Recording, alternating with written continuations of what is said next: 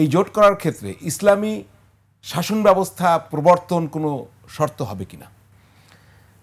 এই মুহূর্তে আমরা যদি বৃহত্তর প্রয়োজনে বিএনপির সাথে যারা আমাদের মধ্যকার যারা অ্যালায়েন্স করছে সেখানে এই মুহূর্তে ইসলামী শাসন প্রতিষ্ঠার শর্ত আরোপ করার বাংলাদেশের রাজনৈতিক বাস্তবতা নেই। এখন আমরা যেটা বিএনপিকে মিনিমাম শর্ত দিই সেটা হলো যে কোরআন সুন্নাহ বিরোধী কোনো আইন করবে না। এর চেয়ে আমি আরও এক ধাপ অগ্রসর হতে চাই আমাদের আগামীর রাজনীতির জন্য। সেটা হলো বিদ্যমান সংবিধান এবং আইন কাঠামোতে কোরআন সুন্নাহ বিরোধী যে ধারাগুলো আছে সেগুলো বাতিল বলে গণ্য হওয়ার মতো কোনো একটা ধারা সংবিধানে অথবা যে কোনো একটা জায়গা অন্তর্ভুক্ত করার দাবিটা, এটা হলো আমাদের রাজনীতির পরবর্তী টার্গেট।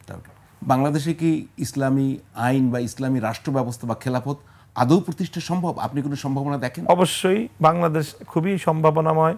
দেখেন, সাম্প্রতিক ঐক্যমত্য কমিশনের পক্ষ থেকে বিভিন্ন বিষয়ে জরিপ চালানো হয়েছিল। তার মধ্যে স্পেসিফিক একটা প্রশ্ন ছিল বাংলাদেশের শরিয়া আইন চান কিনা। আপনারা জানেন কিনা এই তথ্য, আপনাদের জানা আছে কিনা? মোর দেন 70% মানুষ তারা বলেছে আমরা বাংলাদেশে শরিয়া আইন চাই। অথচ এই শরিয়া আইনের কথা বলে, ইসলামী আইনের কথা বলে কিতুল কালাম কাণ্ডটাই না ঘটানো হয়।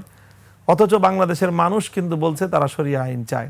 কাজে যে দেশের মানুষ সরকারি জরিপে, ঐক্যমত্য কমিশনের জরিপে তারা শরিয়া আইন চাইতে পারে, আমরা মনে করি সে দেশের মানুষ সত্যিকার অর্থেই যদি একটা সুন্দর পরিবেশ এবং তাদের আস্থাভাজন নেতৃত্ব তাদের কাছে শরিয়া আইন বাস্তবায়ন করার অঙ্গীকার নিয়ে সামনে আসতে পারে, এদেশে ইসলামী শাসন প্রতিষ্ঠিত হবে ইনশাআল্লাহ। তার নেতৃত্ব কারা দিতে পারে? কোন দল, কারা? কোনো দল নেতৃত্ব দিবে না। এদেশে ইসলামী জনতা এবং সর্বব্যাপী একটা বিপ্লব হবে। সেই বিপ্লব ইসলামী বিপ্লব হবে এবং কোরআন সুন্নাহ শাসন ব্যবস্থা প্রতিষ্ঠিত হবে।